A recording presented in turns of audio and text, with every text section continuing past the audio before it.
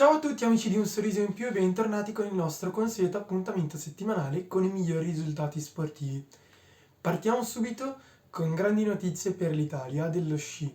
Infatti sono iniziate le prove di Coppa del Mondo e in campo femminile sono arrivate anche le prime vittorie. Sofia Goggia ha vinto entrambe le gare di discesa libera a Lake Lewis negli Stati Uniti d'America, mentre Marta Bassino ha trionfato in gigante al Sestiere in Italia. Grandi notizie anche dalla pallavolo, infatti si è giocata la finale del mondiale per club tra due squadre italiane, Perugia e Trento. Ha vinto la Sear Safety Perugia per 3-1 ed MVP del torneo, quindi miglior giocatore, è stato il nostro palleggiatore nazionale Giannelli. Quindi un'Italia che si dimostra ancora vincente e convincente nella pallavolo maschile. Ma arriviamo ora al piatto forte. Infatti nei mondiali di calcio in Qatar sono rimaste solo 4 squadre. Si affronteranno Argentina contro Croazia e Marocco contro Francia.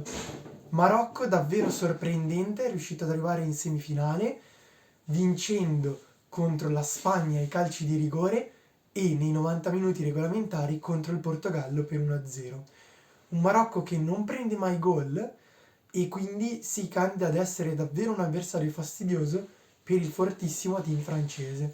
Francia che nei quarti di finale ha avuto la meglio sull'Inghilterra in una partita per niente facile per i transalpini, ma che hanno dimostrato ancora una volta di essere la squadra più talentuosa di questo mondiale. Dall'altra parte abbiamo una Croazia che ha battuto in rimonta il Brasile ai calci di rigore. Infatti le due squadre erano andate ai supplementari dopo uno scialbo 0-0. Qui Neymar aveva portato in vantaggio i brasiliani, ma al 116esimo è arrivato il pareggio croato di Petkovic, che è bastato per andare ai calci di rigore, dove lo splendido portiere croato Livakovic si è issato ancora una volta a salvatore della patria. Croazia che ha vinto 2 partite consecutive ai rigori e che quindi si candida fortemente alla vittoria di un torneo in cui spesso e volentieri le partite terminano proprio ai calci di rigore.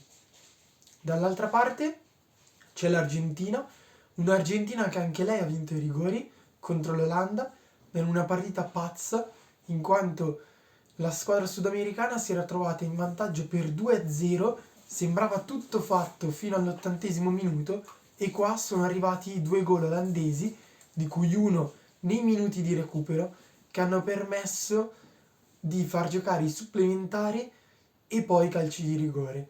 Una partita fatta anche di storie tese, in cui i giocatori hanno sfiorato la rissa in un paio di occasioni e anche nelle interviste post partita erano molto arrabbiati uno con gli altri, ma anche questo fa parte del calcio, la tensione del momento e soprattutto quando la posta in palio è così alta. Speriamo che ora ci attendano 2 bellissime semifinali, entrambe in segno della sportività. Per questa settimana è tutto.